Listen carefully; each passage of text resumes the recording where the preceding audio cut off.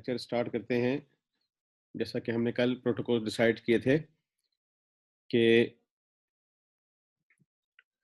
हम पहले 10 मिनट में क्वेश्चन आंसर्स लेंगे, जो कि कल का लेक्चर हमारा हुआ था, और उसके बाद फिर हम फर्स्ट फेज करेंगे 20 मिनट्स का, और उसके बाद 5 मिनट्स उस फर्स्ट फेज में से क्वेश्चंस करेंगे, फिर सेकंड फेज करेंगे और 20 मिनट्स का, और फिर 5 मिनट्स के क्वेश्चन आंसर्स होंगे और हमारा सेशन कंक्लूड होगा। होपफुली कल का सेशन आपको अच्छा लगा होगा और आपने उसमें लर्निंग की होगी।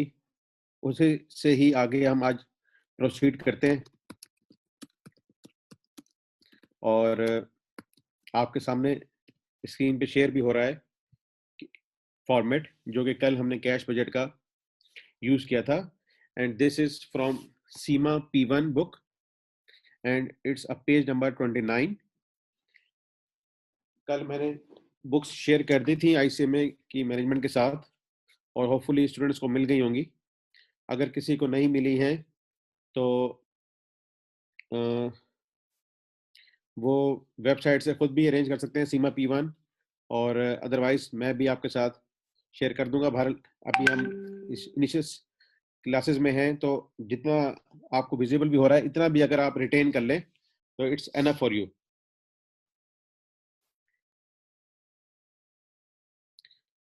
मोहम्मद हारिस साहब ने कहा कि वॉइस का ऑप्शन, उसके लिए ICMA की मैनेजमेंट शायद इस पर कंसर्न होगी। और it's my first class, Saif Rahman साहब आज आए हैं, इनकी पहली क्लासेस है। कोई नहीं सैफ, आप हमारे साथ ज्वाइन करें, इंशाल्लाह आपका ये हो जाएगा। शकील, आपको साउंड आ रही है?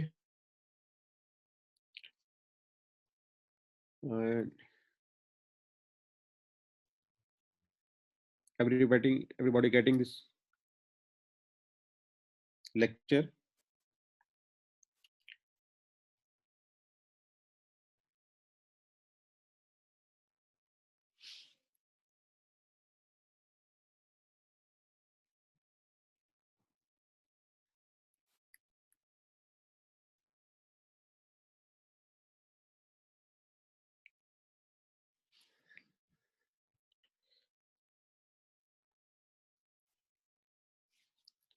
ओके। अहमद सुबहानी साहब ने पूछा है कि how this to in terms enter in estimate cash receipts from accounts payable.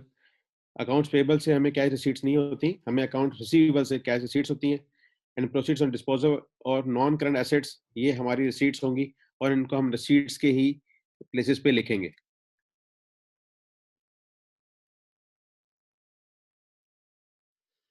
आगा साहब ने सलाम कहा है। उजैर हसन, अ,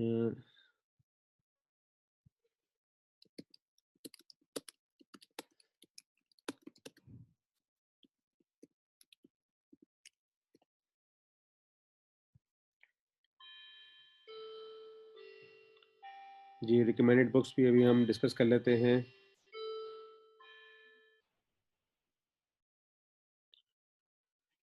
एक क्वेश्चन है कि why company decide minimum closing balance. जैसे अगर आपको हमने कल देखा था जनवरी की क्लोजिंग, हमें कोई क्लोजिंग बैलेंस हमने सेट किया था 100,000। होपफुली इस तरह हो सकता है कि फरवरी की फर्स्ट तारीख को ही हमने कोई पेमेंट करनी हो, हमने कोई बिजली का बिल पे करना हो, टैक्स पे करना हो। दैट्स वाई हम चाहते हैं कि हमारे पास क्लोजिंग इतना कैश अवेलेबल हो कि नेक्स्ट मंथ के स्टार्ट पे ही हम उसको पे कर सकें। That's why minimum closing balance की रिक्वायरमेंट क्वेश्चन में हो सकती है। अच्छा जी।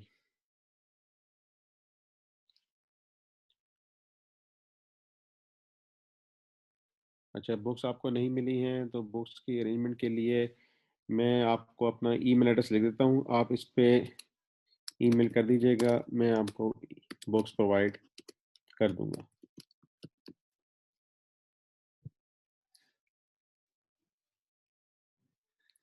ओके, कोई इश्यू नहीं है। अभी हम कल का लेक्चर रिवाइज कर लेते हैं, कुछ जो क्वेश्चंस आए हुए हैं उनको हम एड्रेस कर लेते हैं।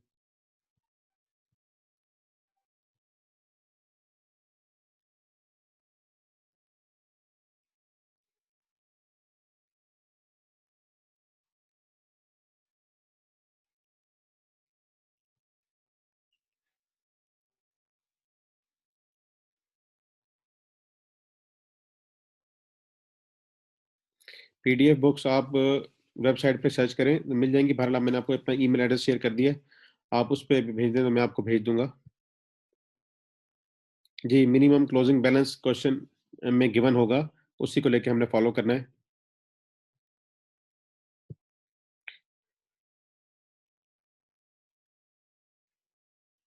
जी, चलो बच्चों, अब हम देख लेते हैं जो कल का हमारा लेक्चर था वो क्या था, और ताकि जो लोग कल ज्वाइन नहीं कर सके थे वो हमारे साथ आज हो लें। हमारी जो बुक्स हैं that is Seema P1 and Kaif 8, and Kaif 8 जो है वो आई कैप की बुक है।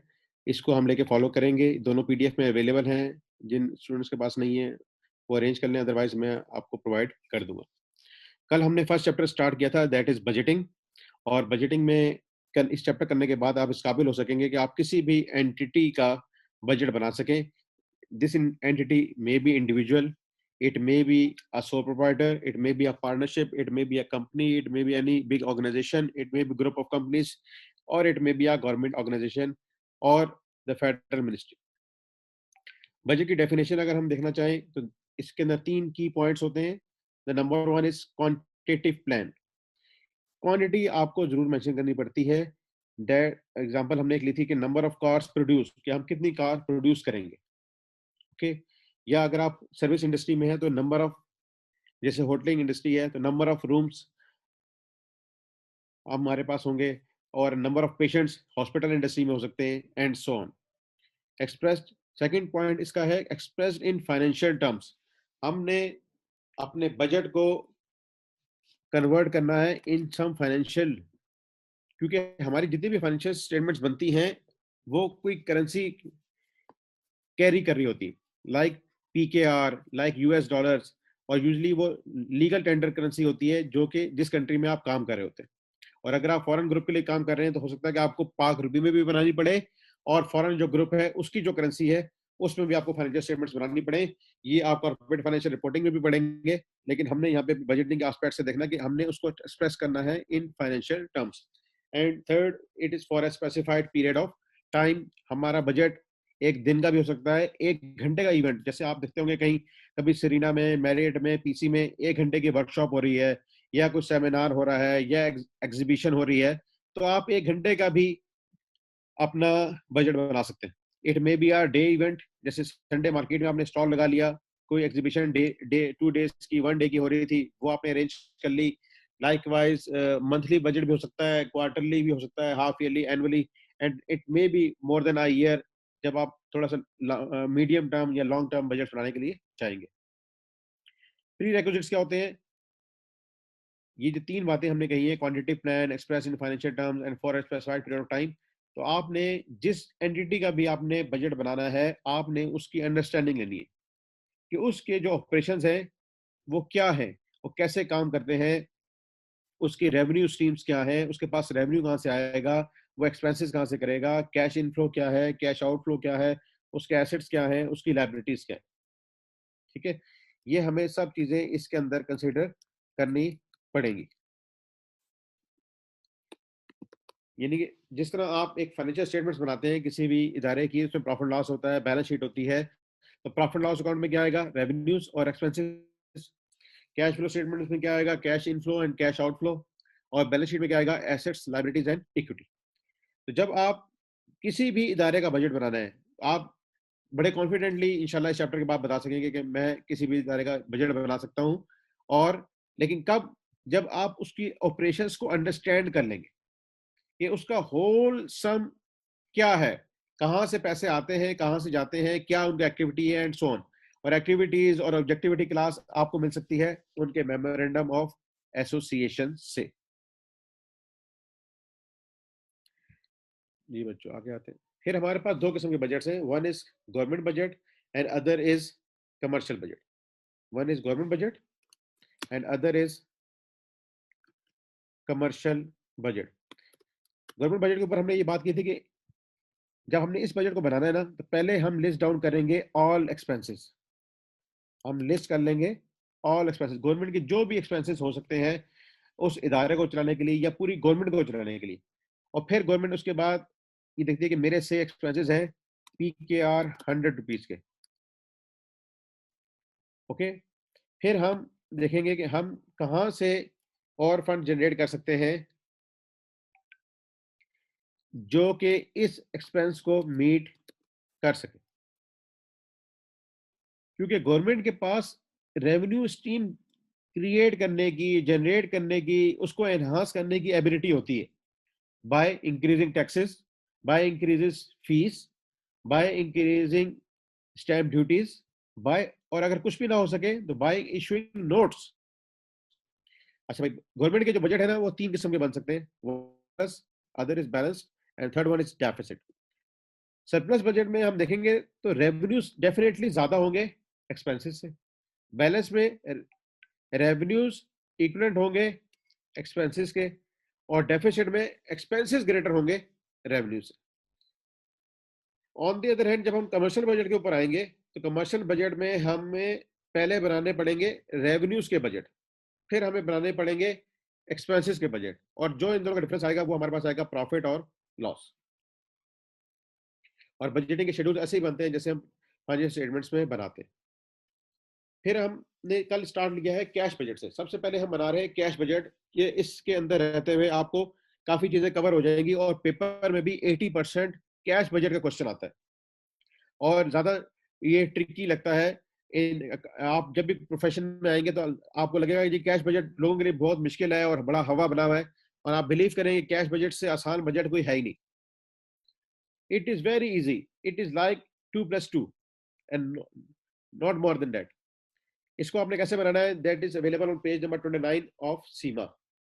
सीमा की बुक हमारे पास अवेलेबल है। हम पेज नंबर 29 पे आ गए हैं और हम इसकी कैश बजट की प्रिपरेशन कर रहे हैं। जिस तरह कल मैंने आपको बताया कि हम सबसे पहले चीज बनाते हैं कैश रिसीट्स, उसके बाद बनाते हैं कैश पेमेंट्स। इन दोनों का डिफरेंस हमारे पास आ जाता है सरप्लस और डेफिसिट। उसके अंदर हम ओपनिंग बैलेंस को ऐड करते हैं तो हम अराइव हो जाते हैं एट क्लोजिंग बैलेंस। इस तरह मैंने आपके साथ ये फॉर्मेट शेयर किया है, receipts, payments,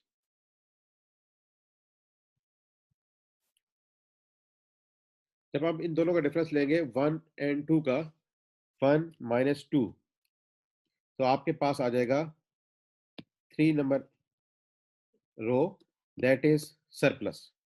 okay, it may be deficit.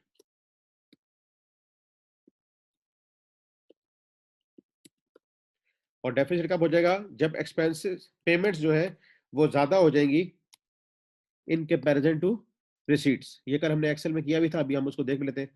फिर इसके अंदर बच्चों हम ऐड करते हैं ओपनिंग बैलेंस। इसमें ऐड करते हैं जो 3 हमारे पास आया है, इसमें हम जब 4 को ऐड करेंगे तो हमारे पास आ जाएगा मिनिमम, हमारे पास आ जाएगा closing balance. Okay, wait a minute. जी बच्चों, जब हम सरप्लस हमारे पास आ गया, इसके अंदर हम ओपनिंग बैलेंस अगर ऐड कर देंगे ना तो हम क्लोजिंग बैलेंस की फिगर पे अराइव हो जाएंगे। ठीक है, तो क्लोजिंग बैलेंस हमारा कितना आ रहा होगा, 30। तो surplus plus opening balance is equal to closing balance.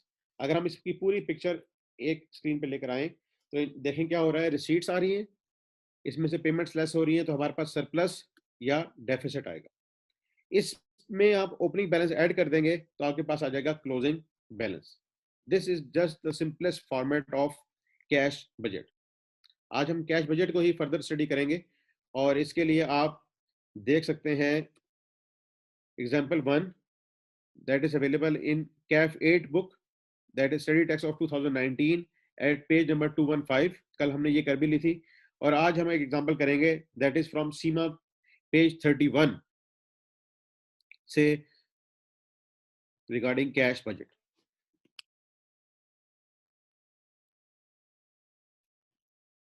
This is example of cash budget from Seema P1।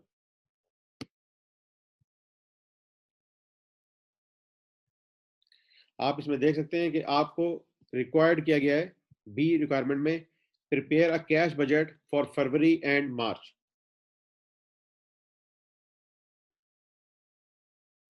Let's have a look at the question और फिर हम इसको सॉल्व करते हैं। अपना जो कैश बजट का फॉर्मेट अभी हमने देखा है और कल भी जो देखा था उस फॉर्मेट से इसको सॉल्व करते हैं।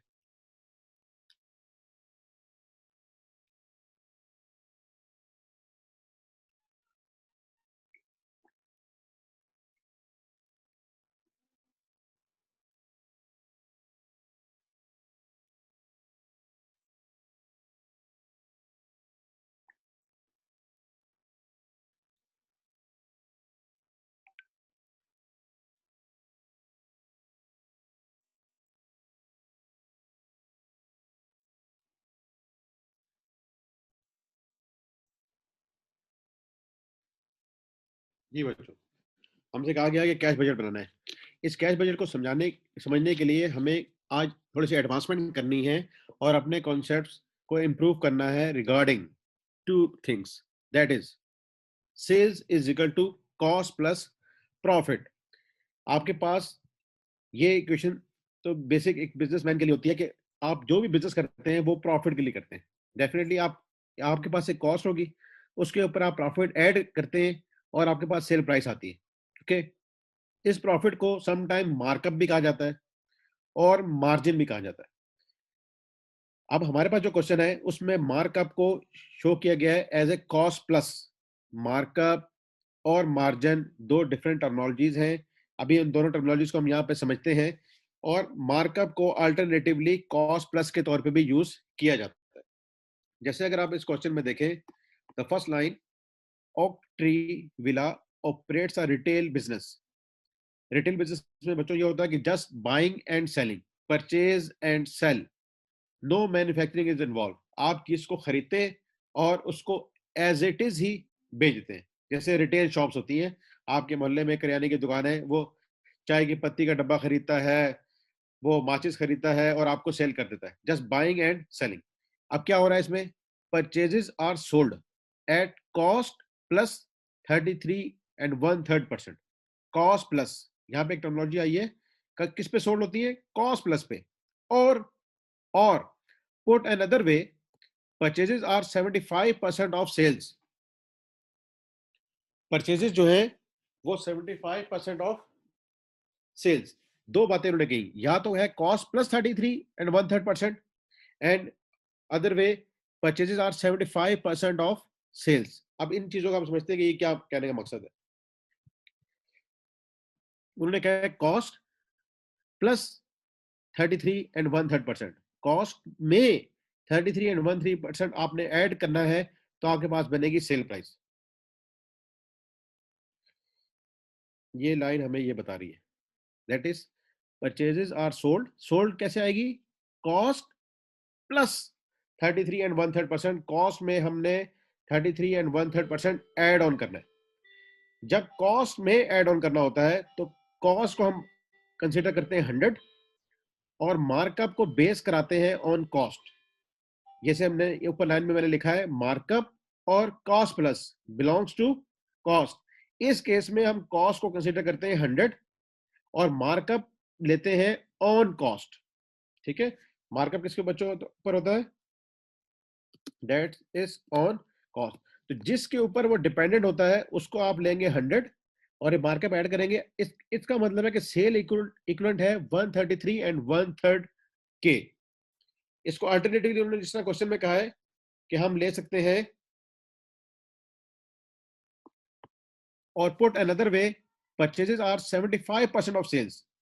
परचेजेस जो है वो 75% ऑफ सेल्स है, क्योंकि आप चीज को परचेज करते हैं और सेल कर देते हैं। जब purchases is percentage of sales तो ये केस बच्चों बनता है मार्जिन का। एक चीज है मार्कअप और एक चीज है मार्जिन। मार्जिन जो होता है बच्चों वो रिलेट करता है सेल्स से। It means margin is on sale. जिस चीज के ऊपर आप डिपेंडेंसी क्रिएट करते हैं उसको आप लेते हैं इक्वल टू 100। यहां पे आपने डिपेंडेंसी क्रिएट की ऑन कॉस्ट, तो कॉस्ट हो गई 100। जबकि इस केस में आपने डिपेंडेंसी क्रिएट की है on sale. Margin belongs to sales, margin belongs to sales, okay, जबकि markup on cost belongs to cost. This is the difference between markup and margin. चलो आप इससे भी वरी ना हो, जस्ट आप ये जो सामने आपके स्क्रीन नजर आ रही है इसके पीछे पिक्चर ले लें, या ये बातें अपने पास अपने रजिस्टर के पहले सफे पे या बिल्कुल आखिरी सफे पे लिख लें. ये आपको सारी जिंदगी काम आनी है, इनसे आपका सारी जिंदगी वास्ता पढ़ना है. अच्छा जी, अब ये इक्वेशंस आपने हमने थोड़ी सी समझ ली, तो हम यहाँ पे जब आएंगे तो से आपके सामने बच्चों सेल्स है जनवरी की 40,000, ओके, फरवरी की 60,000, मार्च की 160,000 एंड अप्रैल की 120,000. This is a sales value. आप मुझे फरवरी की, ये तो है सेल, आप मुझे बताएंगे इसकी परचेज कितने पे होगी. सेल के अंदर आपके पास कॉस्ट और प्रॉफिट शामिल होता है, ओके, एंड कॉस्ट से मुराद है उसकी परचेज प्राइस, सेल से मुराद है सेल प्राइस. अगर किसी महीने में हमारी सेल है 60,000, it means we are selling at a 25% profit. हमें ये बताया गया है 25% प्रॉफिट मार्जिन है हमारे पास. और put another way, purchases are 75% of sales, it means 25% is profit, okay. तो हम इसको थोड़ा सा अंडरस्टैंड करते हैं. से आपके सामने है ये एक सिचुएशन. सेल्स है फरवरी की 60,000. अब हमने देखना है कि इस 60,000 में से कॉस्ट कितनी है और हमारा मार्जिन कितना है. Using equation sale is equal to 100, cost is 75 and margin is 25. हमें ये करना पड़ेगा कि इस 60 को रिलेट करेंगे 100 से, और इस 60 का ब्रेकअप करना है into cost and into margin. जब ये 100 है तो किस तरह है, 75 plus 25. It means there is certain figure who is 75 and there is certain figure which is 25, and when we add up both these figures it will become sales. To know both these figures, what first we have to do, हमें यहां ये पता लग गया है कि cell is 100 है जो कि 60,000 के बराबर है. अब हमें 75 इसमें से है कॉस्ट, जैसे इस क्वेश्चन में बताया गया था आपको कि परचेजेस आर 75% ऑफ सेल्स, यानी कि परचेजेस आपकी कॉस्ट होती हैं जो कि 75% ऑफ सेल्स हैं. अगर परचेजेस 75% ऑफ सेल्स हैं तो प्रॉफिट होगा 25% ऑफ सेल्स.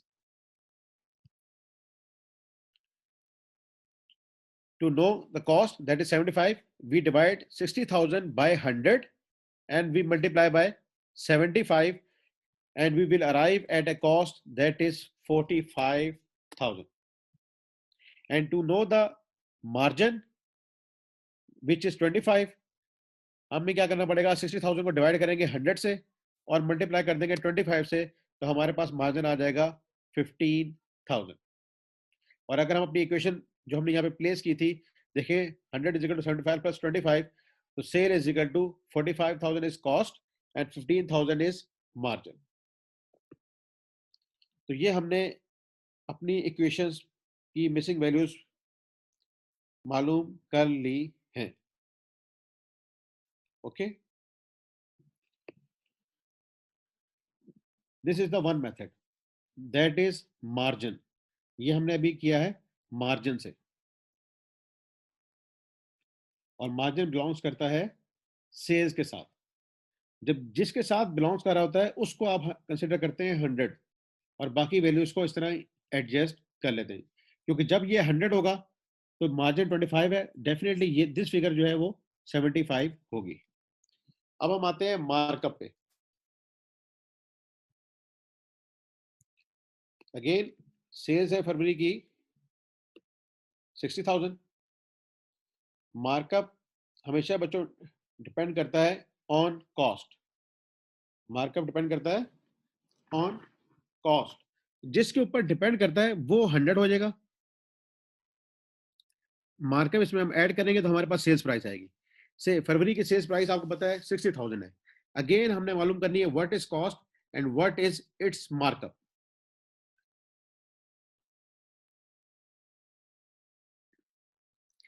सेल्स यहाँ पे अब बच्चों इक्वल हो चुकी है 60,000 के। हमने इसका ब्रेकअप करना है into cost and into markup.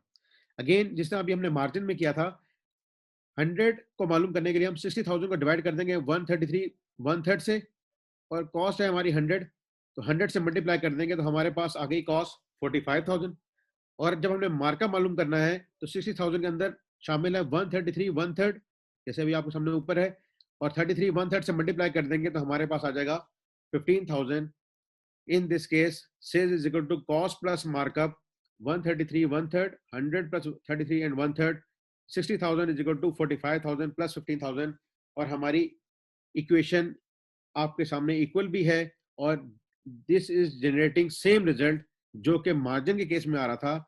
Margin के केस में भी 60,000 इज इक्वल टू 45 प्लस 15 ही था, लेकिन मार्जिन था 25% और मार्क है 33 1/3%।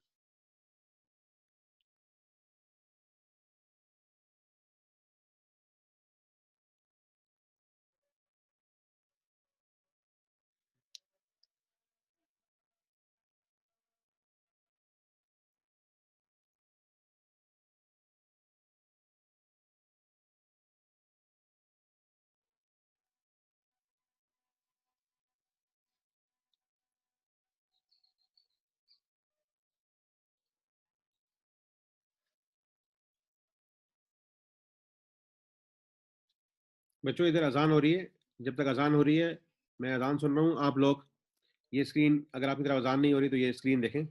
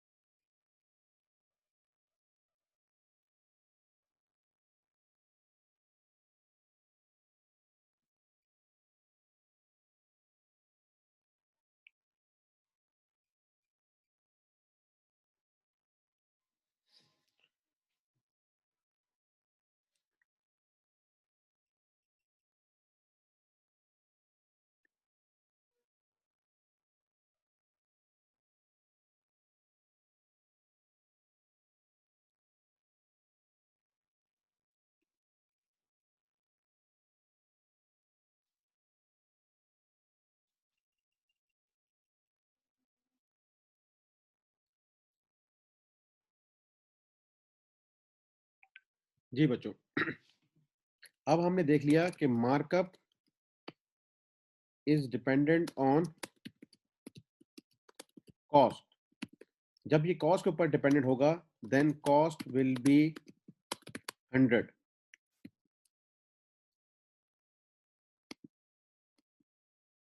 Okay, on the other hand margin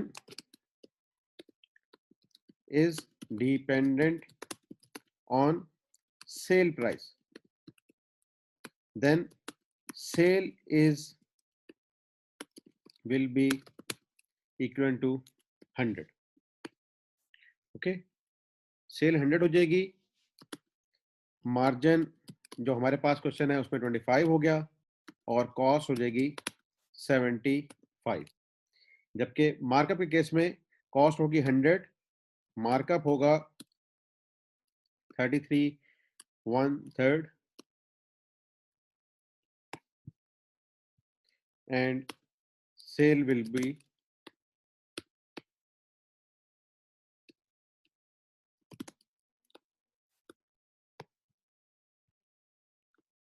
and sale will be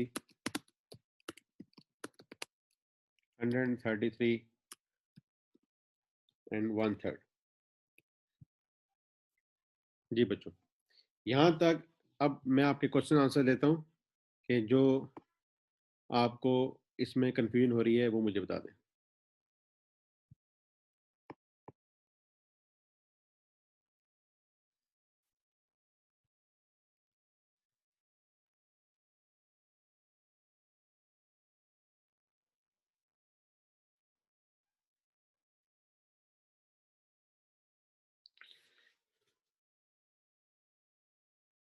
जी बच्चों, चैप्टर 16 ऑफ सिलेबस है, लेकिन अभी हम बजटिंग से स्टार्ट कर रहे हैं। अहमद सुबानी साहब, आपका क्वेश्चन है, हमने इसलिए किया कि बजटिंग एक सीक्वेंस में आता है, इसके बाद फिर हम वेरिएंस एनालिसिस पढ़ेंगे और दूसरी चैप्टर्स पढ़ेंगे, तो इसलिए जो फ्लो मेरे नजदीक अच्छा बनता है मैंने उससे स्टार्ट किया, दैट इज बजटिंग।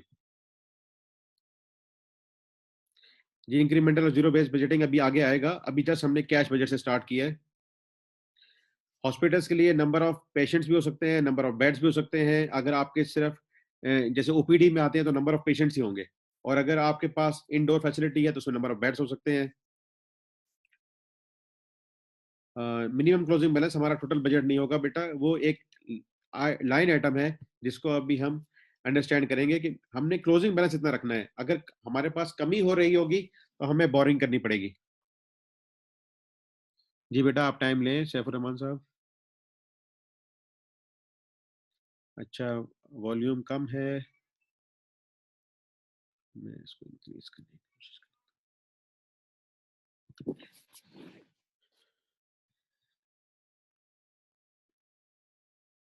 डेफिसिट बच्चों ये होता है कि जब आपके पास रेवेन्यूज कम हो और एक्सपेंसेस ज्यादा हो तो फिर आपके पास डेफिसिट आएगा, या आपके पास रिसीट्स कम हो और पेमेंट ज्यादा हो।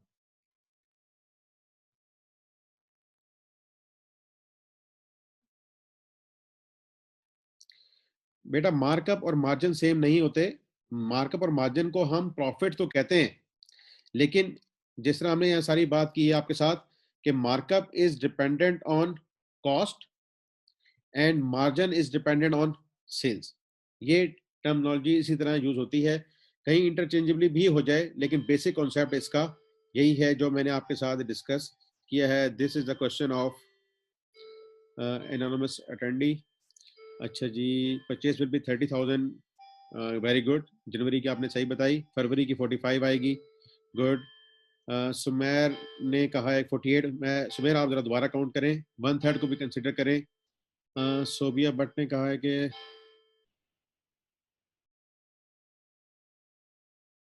जी जी, हर महीने की वेरी कर सकता है क्लोजिंग बैलेंस।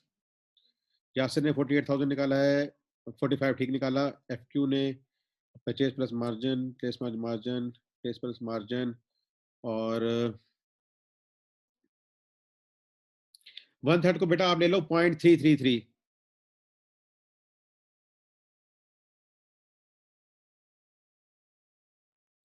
आज बेटा 4:30 पे क्लास हमारी स्टार्ट हुई है।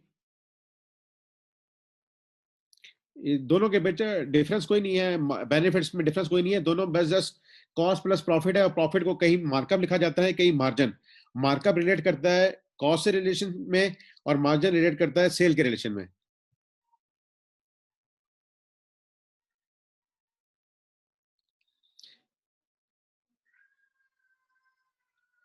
मार्कअप की कैलकुलेशन शकील को क्लियर नहीं है। शकील साहब, अभी दोबारा भी मैंने आपको एक्सप्लेन किया है, अभी हम इसकी जब ये क्वेश्चन जो हमारे सामने अवेलेबल है इसको हम सॉल्व करते हैं तो वहां पे आपको और क्लियर हो जाएगी।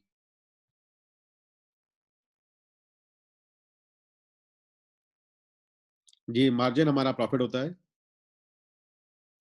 अगर मार्कअप 20% हो जाएगा फिर भी हम उसको चेंज करके देखते हैं। 100 को हम 100% कंसिडर कर लेते हैं अपनी सिंप्लिसिटी के लिए। अभी हम करते हैं मार्कअप मार्जिन में डिफरेंस, आपको समझ आ जाएगा।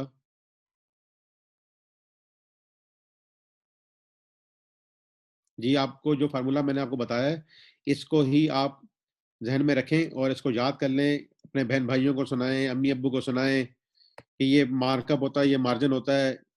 अब उनको समझ आए ना आए, आप उनको सुनाएं, आपको समझ आ जाएगा।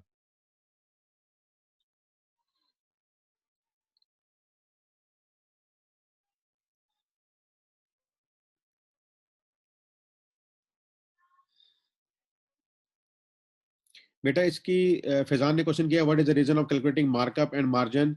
इसकी रीजन ये है कि हमारे पास अभी सेल्स अवेलेबल है, हमने माल बेचना तो सेल प्राइस पे है और खरीदना है परचेज प्राइस पे, और जो हमारे सामने क्वेश्चन अवेलेबल है इसमें परचेज प्राइस दी हुई नहीं है।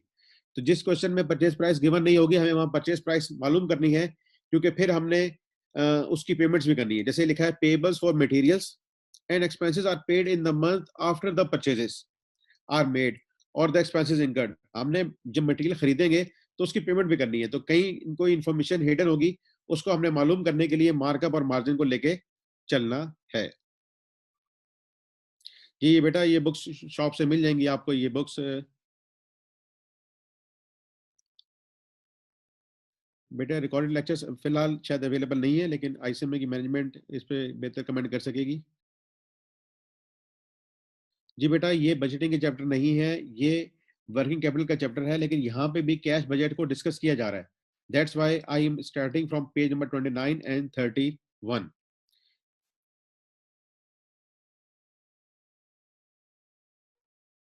जी इंशाल्लाह पहले हम बजटिंग को पढ़ेंगे बच्चों। बजटिंग में भी हम पहले कैश बजट को पढ़ रहे हैं, फिर हम फर्दर आगे चीज़ों पे जाएंगे। सारे बजट पढ़ेंगे इंशाल्लाह। कल की क्लास में हम सेल्स बजट, प्रोडक्शन बजट के ऊपर भी आ जाएंगे।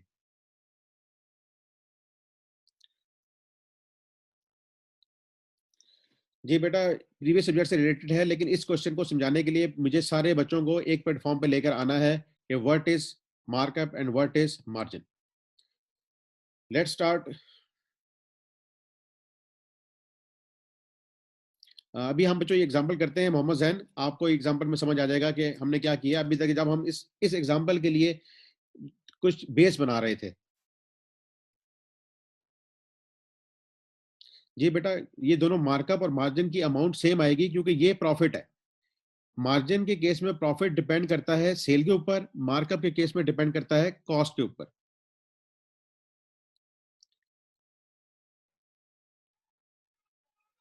एग्जैक्टली, जिशान ने बड़ी अच्छी वर्किंग की है जी। परचेजेस हैं मार्च के महीने की 120 और प्रॉफिट है 40,000। ओके माजिद, अब मैं आपको किससे हो जाएगा चीज क्लियर। गुड। आए बच्चे, आप हम इस चैप्टर की प्रोसीडिंग्स करते हैं। आपको पहले कहा गया रिक्वायरमेंट नंबर ए में, prepare an income statement for February and March. अब हमने इनकम स्टेटमेंट बनानी है फरवरी और मार्च की। आप अपनी नोटबुक पे जस्ट सिर्फ ये लिख लें कि फरवरी की सेल्स हैं 60,000 और मार्च की सेल है 160,000। ये अपने पास लिखें, फिर हम अभी इसकी इनकम स्टेटमेंट को देखते हैं। ये बच्चों इसकी है इनकम स्टेटमेंट। फरवरी की सेल है 60,000, मार्च की सेल है 160,000। अब इसके सेल्स के साथ निकाला गया है कॉस्ट भी और निकाली गई है प्रॉफिट भी, जो कि हमने अभी निकाल के देख चुके हैं कि 60,000 के ऊपर कॉस्ट आती है 45 और प्रॉफिट आता है 15। एग्रीड। इसी तरह मार्च की सेल है 160, इसकी भी आप कॉस्ट निकालें और इसका भी प्रॉफिट निकालें। शाबाश बच्चों, जल्दी जल्दी। एक आध स्टूडेंट ने, माजिद ने तो मार्च का कर लिया था। अब आप बच्चों से ये रिक्वायर्ड है कि जनवरी की भी कॉस्ट निकालें और प्रॉफिट निकालें। जनवरी की सेल्स हैं 40,000, इसकी भी बताएं कॉस्ट कितनी है और प्रॉफिट कितना है। लाइक वाइज अप्रैल का भी निकालें कि कॉस्ट कितनी है और प्रॉफिट कितना है।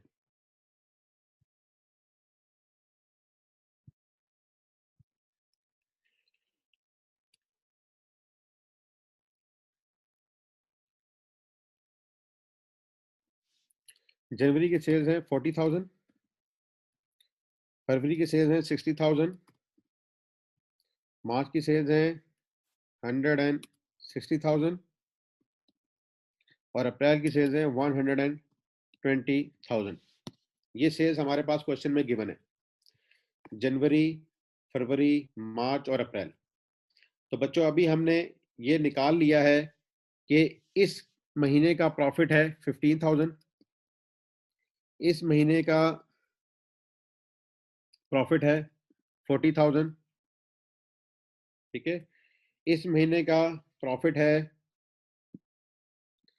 10,000 और इस महीने का प्रॉफिट है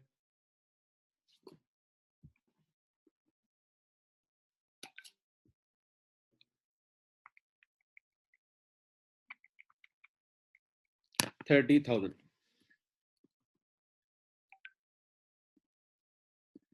ओके बच्चों, आपने ये तीन चीजें देखें, ये मालूम कर ली,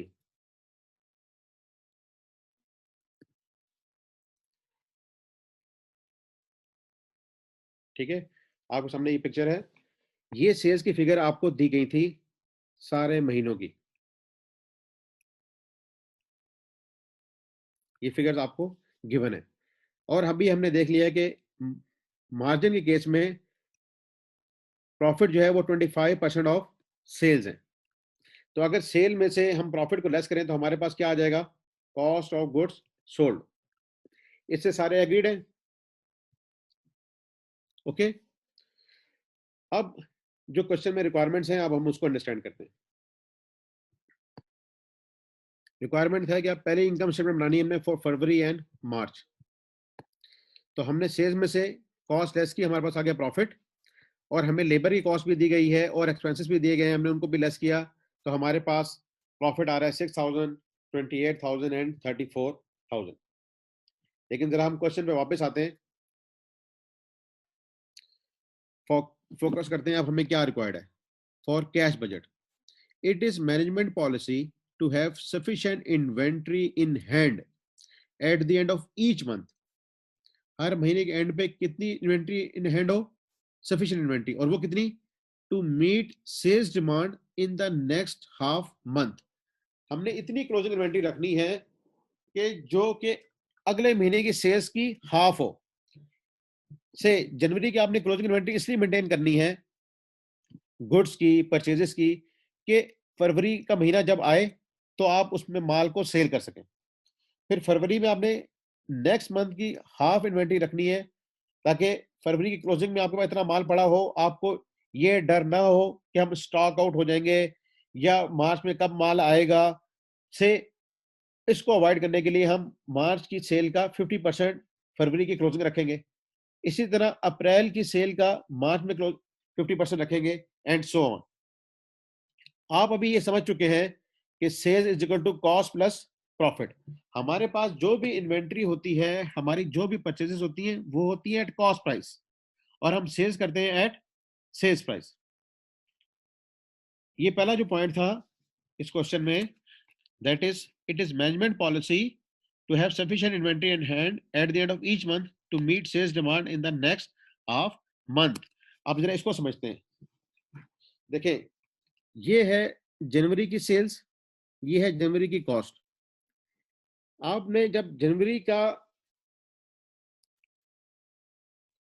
ओपनिंग स्टॉक लेना है, वो कौन सा होगा, दिसंबर का क्लोजिंग स्टॉक। और दिसंबर का क्लोजिंग स्टॉक या किसी भी महीने का क्लोजिंग स्टॉक क्या है, half of next month sales. तो यहां पे हमारे पास क्लोजिंग आ जाएगा 15,000, इस 30,000 का 50%। लाइक वाइज 45,000 का 22,500। लाइक वाइज 60,000, इसका 50%, 90 का 45,000। दोबारा बताते चलूं कि ये मैं इनको शेड भी करता हूं कि ये हमारे पास सेल्स की फिगर गिवन थी, हमें यहाँ पे ये बताया गया था 25% ऑफ सेल्स जो है वो हमारा है प्रॉफिट। तो उससे हमने ये लाइन बना ली। जब सेल में से प्रॉफिट लेस करते हैं तो या दोनों का डिफरेंस जो होता है वो होती है कॉस्ट।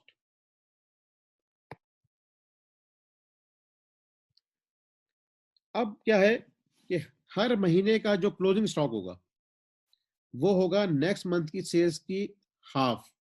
जैसे यहां पे बताया गया है, it is management policy to have sufficient inventory in hand at the end of each month to meet sales demand in the next half month.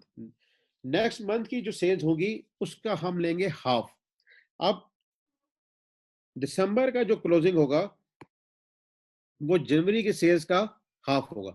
अब जनवरी की सेल्स जो है वो तो सेल प्राइस पे है, पहले हम उनको लेकर आए कॉस्ट प्राइस पे, और इसका 50% माल हमने यहां पे रखना है। ये दिसंबर का क्लोजिंग बना, ये जनवरी के लिए क्या हो जाएगा बच्चों, ओपनिंग।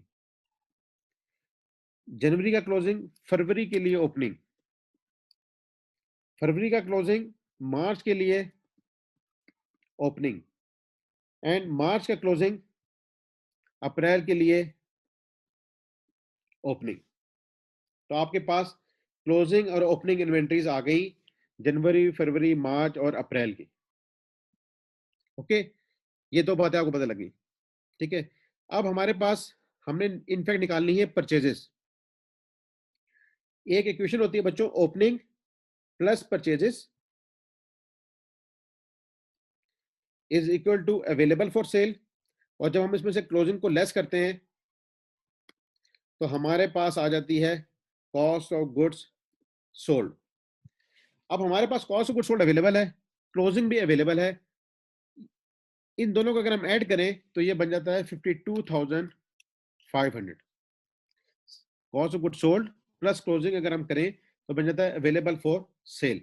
ओके, क्योंकि अवेलेबल फॉर सेल में से क्लोजिंग को जब लेस करते हैं तो कॉस्ट ऑफ गुड्स सोल्ड आता है।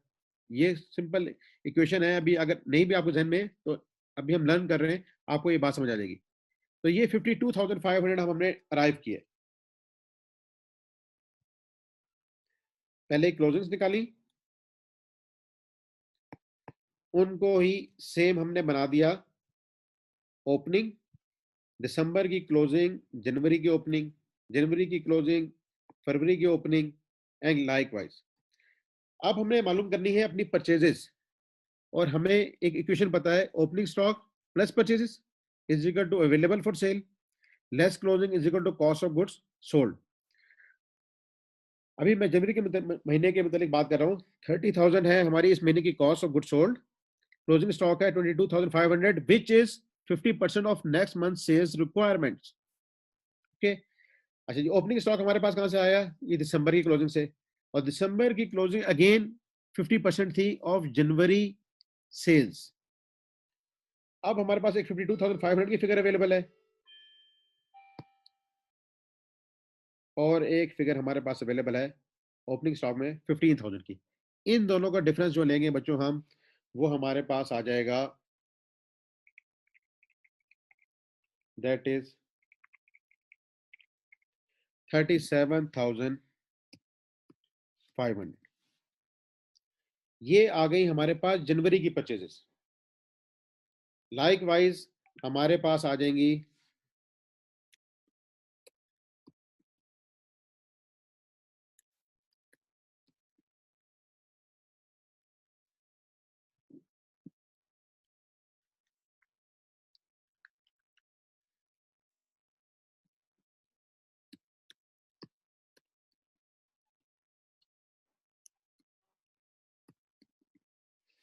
तो ये हमने जनवरी की परचेजेस, फरवरी की परचेजेस और मार्च की परचेजेस निकाल ली हैं। स्टार्ट हुए थे हम सेल से, profit, cost of goods sold, closing, opening बन गई, एंड लाइकवाइज। तो आपके पास परचेजेस की फिगर आ चुकी है 37,500, 82,500 एंड 105,000। वापस अपने क्वेश्चन पे आते हैं। Payable for materials and expenses are paid in the month after the purchases. जिस महीने में परचेजेस की हैं उसके बाद पे करेंगे किसको, मटेरियल्स को और एक्सपेंसेस को, और the expenses incurred. Labour is paid in full by the end of each month. जो हमारे पास लेबर दी गई है वो हर महीने के एंड पे कर दी जाती है। मटेरियल और एक्सपेंसेस पे किए जाते हैं after the purchases are made. तो आपने इस क्वेश्चन में देखा है कि हमने परचेजेस कब किए, जनवरी में, तो बच्चों ये पे कब होंगी, फरवरी में, फरवरी वाली मार्च में, मार्च वाली अप्रैल में, एंड सो ऑन। तो हमारे पास जो क्वेश्चन करने को कहा गया है कैश बजट बनाने को, वो कहा गया है सिर्फ इन 2 महीनों का, फरवरी और मार्च का। हमने फरवरी और मार्च का बजट बनाना है। आगे आते हैं, expenses include a monthly depreciation charge of 2000. depreciation is a non cash expense, और बच्चों इसके लिए हमें पेमेंट नहीं करनी पड़ती, और हमारे जो एक्सपेंसेस है ना इनके अंदर ये 2-2000 शामिल हैं। तो 4000 में से 2000 निकाल देंगे, हमें पे करने पड़ेंगे 2000, इस केस में 4000, इस केस में 5000 और इस केस में 5000। लेकिन कब, जनवरी वाले पे होंगे फरवरी में, फरवरी वाले मार्च में, मार्च वाले अप्रैल में, अप्रैल वाले मई में, क्योंकि ये कब पे होते हैं, आफ्टर द मंथ। इस सी पॉइंट में बताया गया। आगे आते E, 75% of sales are for cash and 25% of sales are on 1 months interest free credit. आप क्रेडिट सेल्स दे रहे हो और उसके लिए आप टाइम दे रहे हो उनको 1 महीने का, कि 1 महीने के बाद पेमेंट आप करें हमें। F point, the company will buy equipment for cash costing 18,000 in February. Company ने एक इक्विपमेंट खरीदा है, कितने का, 18,000 का, और क्या करेगा, कैश में पे करेगा, and will pay a dividend of 20,000 in March. The opening balance at 1st February is $1,000. ये फरवरी का आपका ओपनिंग बैलेंस दे दिया गया है। अब हमारे पास कई चीजें आ चुकी हैं, अब हम इसको सम अप करते हैं अपनी कैश बजट में जाके। ये बच्चों आ गया आपके पास कैश बजट, सामने नजर आ रहा है आपको। इसको थोड़ा सा व्यू बेहतर कर लेते हैं।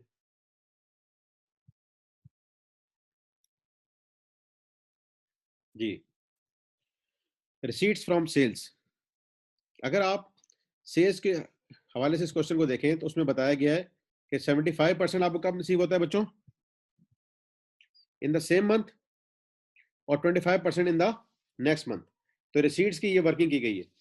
हमारी फरवरी की जो सेल्स हैं वो कितनी है, 60,000, और उसका कितना परसेंट पैसा कैश में मिलेगा, 75%। तो 60,000 का 75 लिया हमने, 45, प्लस जो जनवरी में सेल हुई थी, जनवरी की सेल है हमारी 40,000, उसके 75% तो जनवरी में ही मिल गया होगा पैसा, बाकी 25% पैसा जाके मिल रहा है इन फरवरी। दोबारा इस पॉइंट को समझा देता हूं। अगर आप देखें जनवरी की सेल है 40,000, और हमें क्वेश्चन में कहा जा रहा है कि 75% सेल्स फॉर कैश, इसका मतलब है कि जनवरी में सेल की और जनवरी में ही 75% पैसा रकम मिल गई। 25% पैसा कब मिलेगा, 1 मंथ लेटर। तो 40,000 का 25% कितना होगा, 10,000, वो मिलेगा फरवरी में। इसी तरह अगर हम फरवरी की देखें, सेल्स कितनी है, 60,000, इसका 75% मिल जाएगा फरवरी में, और 25% दैट इज 15,000 मिलेगा मार्च में। अगेन मार्च की सेल अपनी है 160,000, जिसका 75% मिल जाएगा मार्च में, और 25% मिलेगा अप्रैल में। तो ये इसकी वर्किंग हुई हुई है बच्चों के। रिसीट्स हमारे पास है फरवरी में 55,000, और मार्च में रिसीट्स हैं 135,000। तो ये फरवरी की रिसीट्स आ गई, ये मार्च की रिसीट्स आ गई।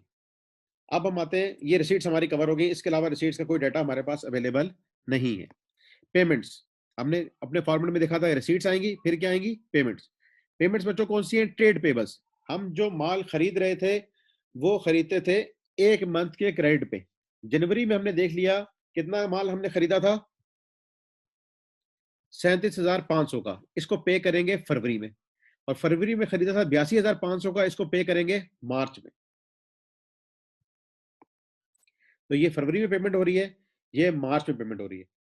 एक्सपेंसेस पेएबल्स, आपने देखा था कि जनवरी के एक्सपेंसेस थे 4,000, और 2,000 उसमें थी डेप्रिसिएशन, और ये भी एक पे होते हैं 1 महीने के बाद। तो 4,000 में से 2,000 डेप्रिसिएशन के निकाल दिए, ये ऊपर बातें लिखी हुई भी आ रही हैं, और 6,000 में से भी 2,000 निकाल दी, तो ये हमारे पास आ गए एक्सपेंसेस। लाइक वाइज बच्चों 5 मिनट रह गए, इस क्वेश्चन को हम कंक्लूड कर रहे हैं। लेबर, लेबर का ये बताया गया था कि जिस महीने में होगी उसी महीने में पे कर दी जाएगी। तो आप देखें, अगर कि फरवरी की लेबर है 3000 और मार्च की लेबर है 5000, तो इसी तरह ये 3000 एंड 5000 पे कर दी जाएगी अपने रिस्पेक्टिव मंथ्स में। इक्विपमेंट हमने खरीदा था फरवरी में 18,000 का, डिविडेंड पे कर रहे हैं 20,000 का, तो टोटल पेमेंट्स हमारी इस महीने में जा रही है 60,500, जबकि रिसीट्स हुई है हमें 55,000। तो बच्चों यहाँ पे हमें डेफिसिट आ गया है, दैट इज ऑफ 5500 का। ओपनिंग बैलेंस हम इसमें ऐड करेंगे तो हम क्लोजिंग के फिगर पे पहुंच जाएंगे। नेट हमारे पास जो आता है सरप्लस और डेफिसिट, उसके अंदर हम ओपनिंग को ऐड करते हैं तो हम क्लोजिंग में पहुंच जाते हैं। ये क्लोजिंग अगली दफा क्या बन जाएगा? ओपनिंग। क्लोजिंग अगली दफा बन जाएगा ओपनिंग। और हमारे पास रिसीट से 135, सारी पेमेंट्स को जमा किया, बन गया 111,500। नेट सरप्लस आ गया हमारे पास 23,500, इसमें हमने ओपनिंग ऐड किया तो हम क्लोजिंग के फिगर पे अराइव हो गए हैं, दैट इज 19,000। तो ये एक क्वेश्चन हमारे पास जो पेज नंबर 31 पे अवेलेबल था उसको हमने देख लिया है और इससे हमने कैश बजट की फिगर्स मालूम कर ली हैं। ये बुक्स आपके पास अवेलेबल है और मैं अपना गूगल ड्राइव का लिंक भी आपके साथ शेयर कर रहा हूँ। इस लिंक से आपको ये बुक्स मिल जाएंगी। सीमा P1, स्टडी टैक्स, बजटिंग के कुछ लिंक्स हैं, गैरेजन नोरीन की बुक है, ये लिंक्स भी मैं आपके साथ शेयर कर देता हूँ।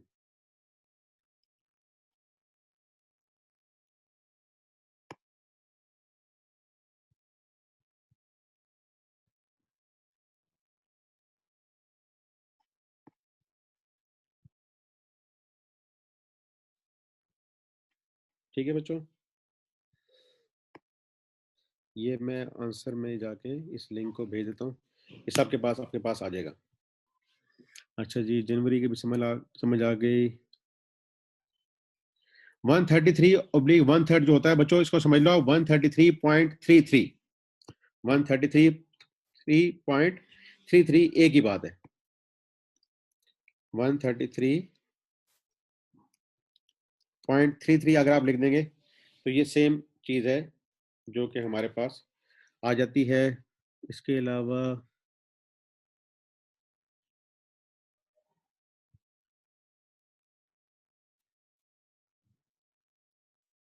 जी बच्चों, आपके साथ में अपना ईमेल एड्रेस भी शेयर कर देता हूँ। अगर किसी बच्चे को बुक्स नहीं मिली हैं तो वो बुक ले ले, और आज हमने सीमा P1 से ही फॉलो किया है, यहीं से आप उसको कैरी ऑन कर सकते हैं। और ये मेरा मोबाइल नंबर भी है जिस पे व्हाट्सएप अवेलेबल है, इसको भी आपके साथ शेयर कर देता हूँ।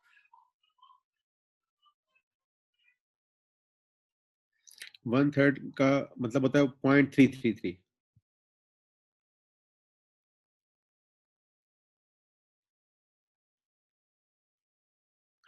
हमें जो इन्फॉर्मेशन दी गई होगी बच्चों, उसी के साथ हमने क्वेश्चन को सॉल्व करना है।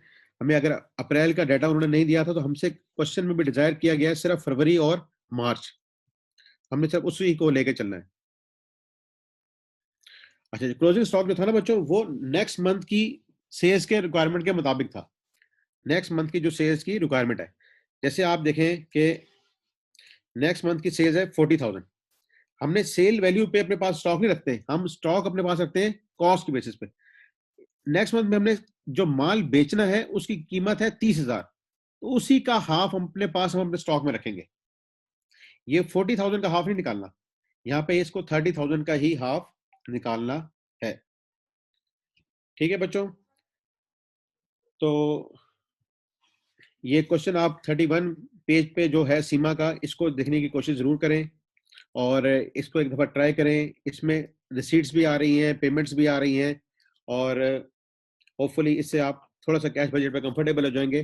प्लस अब कल हम 5 पेपर्स के भी 1-2 क्वेश्चन करेंगे ताकि आप इसमें कंफर्टेबल हो जाए।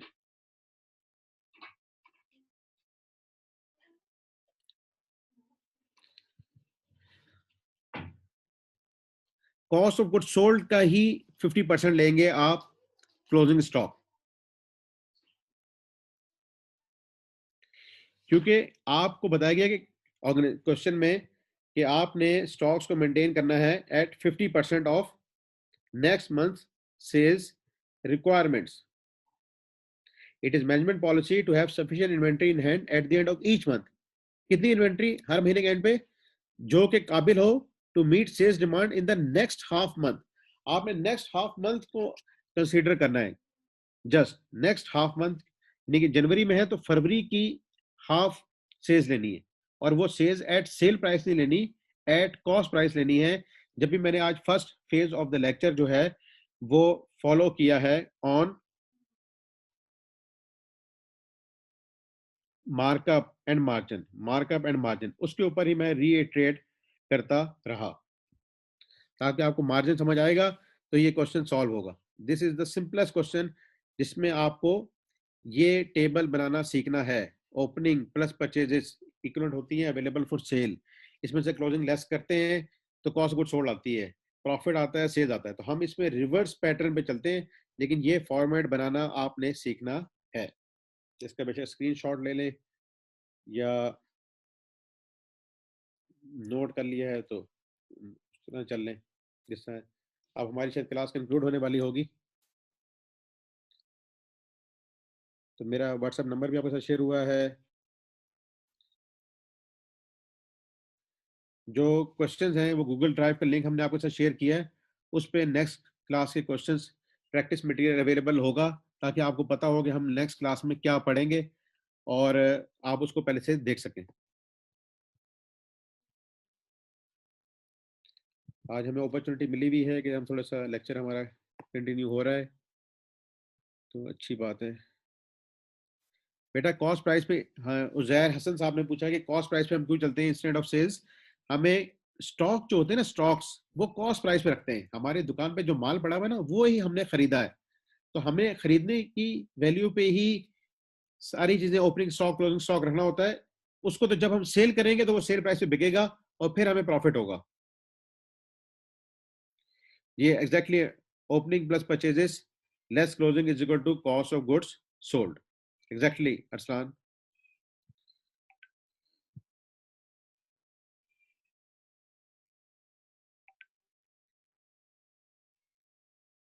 नो नो अली हैदर, पिछले महीने को नहीं देखना। देखो, आप जब जनवरी का क्लोजिंग आएगा तो आपके पर्सपेक्टिव में कौन सा महीना होगा, अगले महीने को देखना होगा ना, कि फरवरी के लिए मैं कितना माल खरीद के रखूं।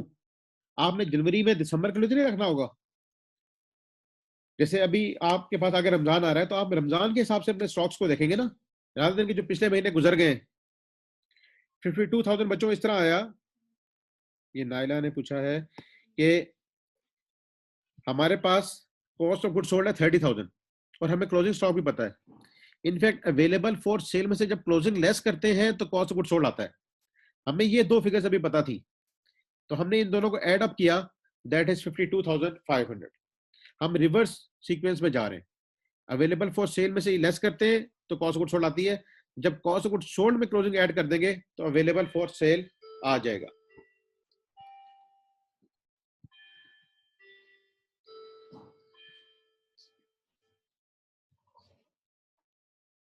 जी अदनान खान, 15,000 आपने निकाला है, सही निकाला है बिल्कुल। अवेलेबल फॉर सेल आती है cost of good sold CGS plus closing stock. Available for cell की फिगर आती है बच्चों cost of good sold plus closing stock. एक इस तरीके से आ सकती है, या ओपनिंग प्लस परचेजेस करके भी ये फिगर आ सकती है।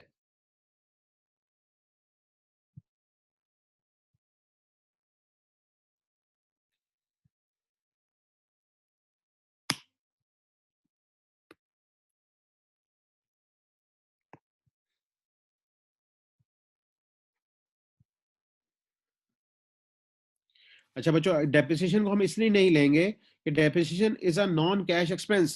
डेप्रिसिएशन में आपके पास से कैश नहीं जाता। क्यों नहीं जाता? क्योंकि जब आपने उस एसेट को खरीदा था ना, उस वक्त आपने पे कर दिया था।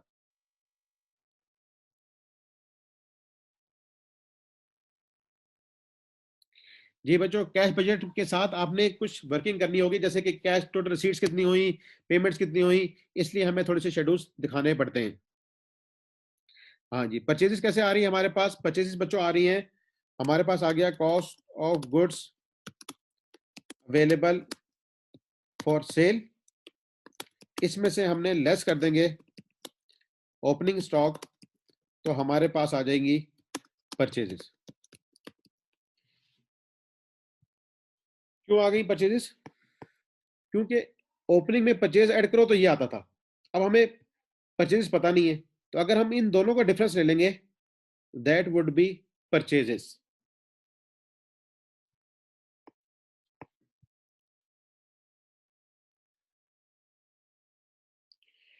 हम डेप्रिसिएशन को बच्चों कैश बजट में लेके नहीं आएंगे, ये बात ध्यान में रख लें, क्योंकि कैश बजट का ताल्लुक है कैश इन और कैश आउट।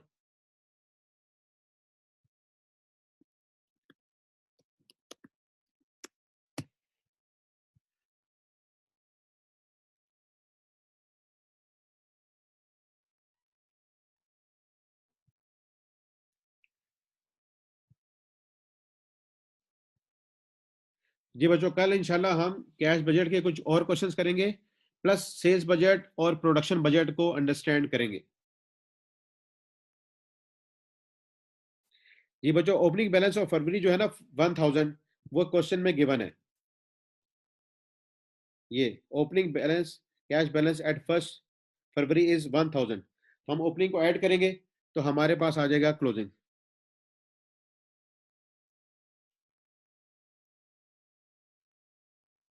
बुक्स बच्चों हमारी है, सीमा की P1 है और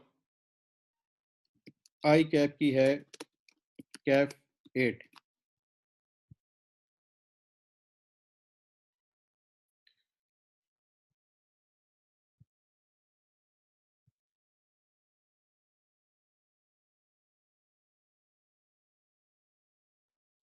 बच्चों एडिशनल इन्फॉर्मेशन जो आ रही है इसी को ही हमने एक्सप्लेन किया है आज, और इस तरह हम जब प्रैक्टिस करते रहेंगे तो ये क्लियर होती जाएगी।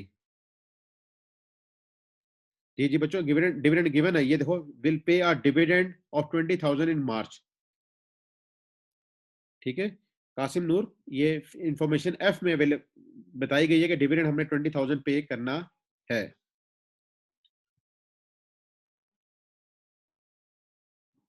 आपको आपको व्हाट्सएप नंबर सेंड कर दिया मैंने।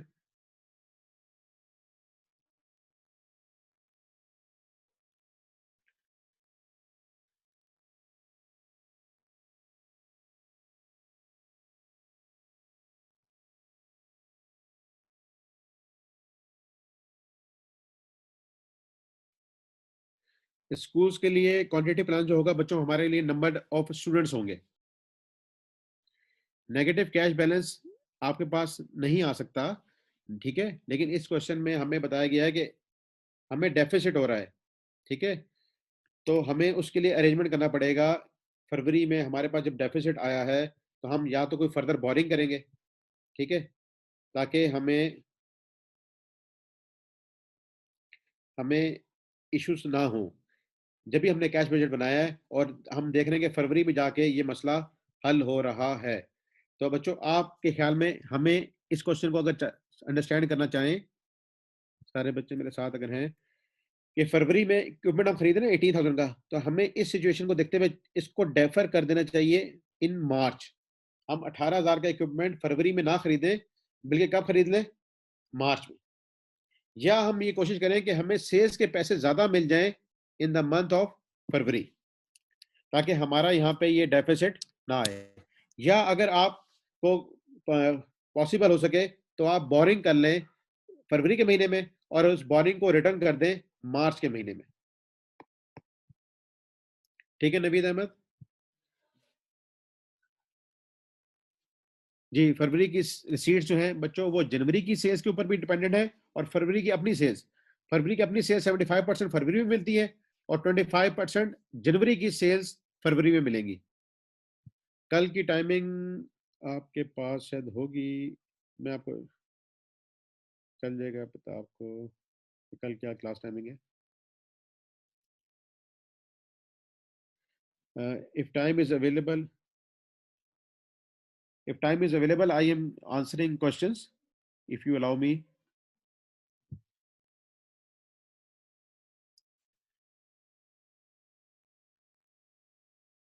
P1 सीमा P1 आप लें बेटा।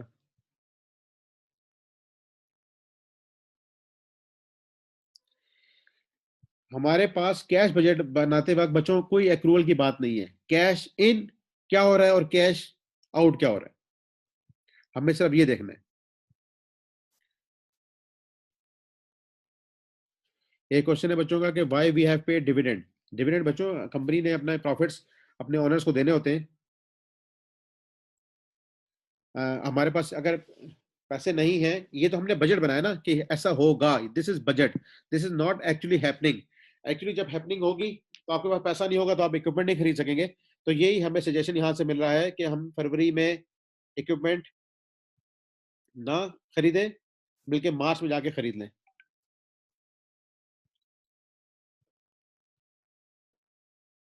ठीक है Arsan Ali. Why we have not pay dividend, dividend हमने पे किया है ना मार्च में, देखे 20,000 हम डिविडेंड पे कर रहे हैं, दिस इज इन पेमेंट्स। निशान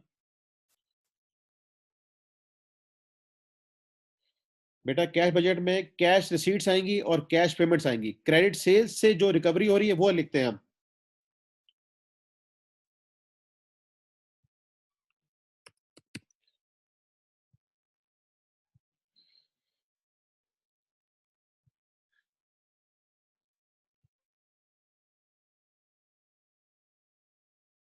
बेटा ये हमारे पास कैश बजट का ही कॉलम है और हम इस डिविडेंड को कैश में ही पे कर रहे हैं।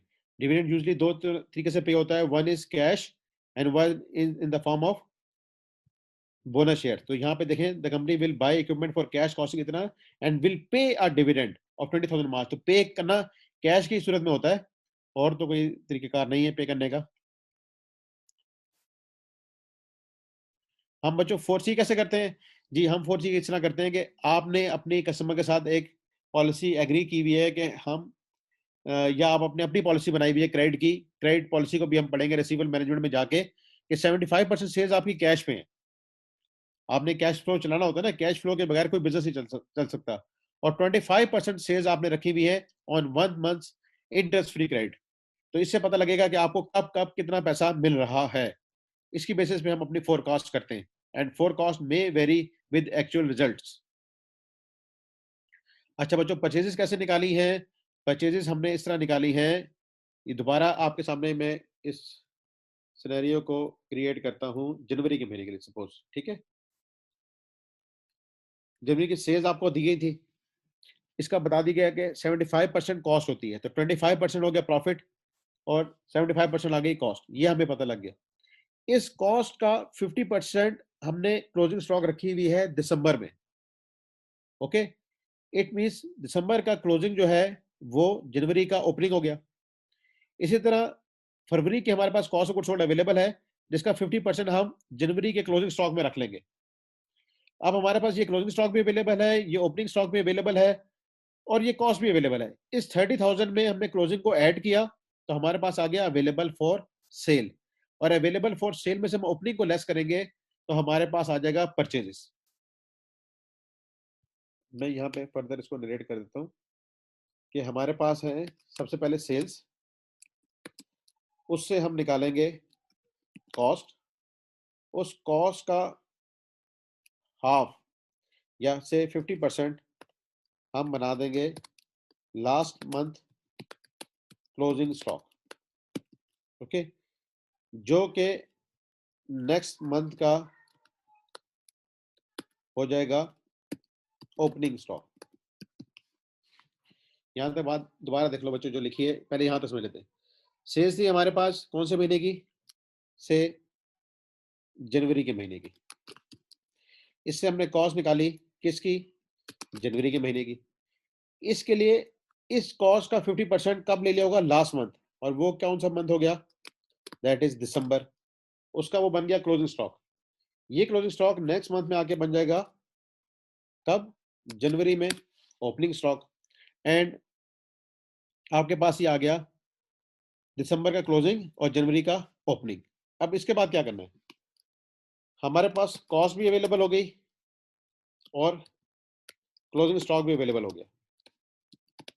जब हम इसको जमा करेंगे, जनवरी का हमारे पास कॉस्ट भी अवेलेबल है और क्लोजिंग स्टॉक भी अवेलेबल है, जब हम इसको जमा करेंगे तो हमारे पास आएगा cost of goods available available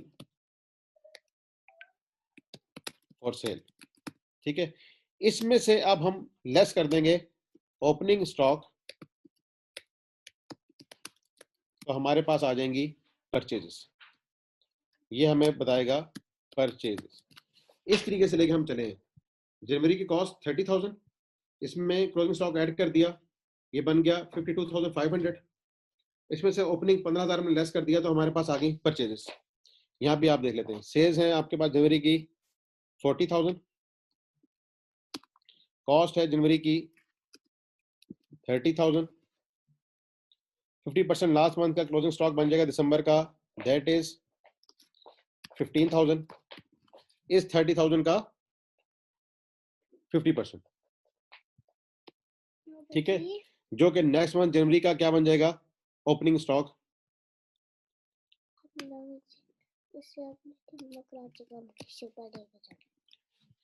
यहां तक बच्चों बात समझ आ गई। अब जनवरी की कॉस्ट हमारे पास अवेलेबल है, दैट इज 30,000। क्लोजिंग स्टॉक हमारे पास अवेलेबल है, जनवरी का क्लोजिंग ये है, फरवरी की बेसिस पे आया, दैट इज 22,500। जनवरी की कॉस्ट और जनवरी का ही क्लोजिंग स्टॉक, जो कि कहां से आया होगा, this is arrived as 50% of February cost. तो इससे हमारे पास आ गई cost of goods available for sale जनवरी की, दैट इज 52,500। और इसमें से अब हम लेस कर देंगे ओपनिंग स्टॉक, जो कि हमारे पास जनवरी का अवेलेबल है, दैट इज 15,000। तो हमारे पास परचेजेस आ गई 37,500।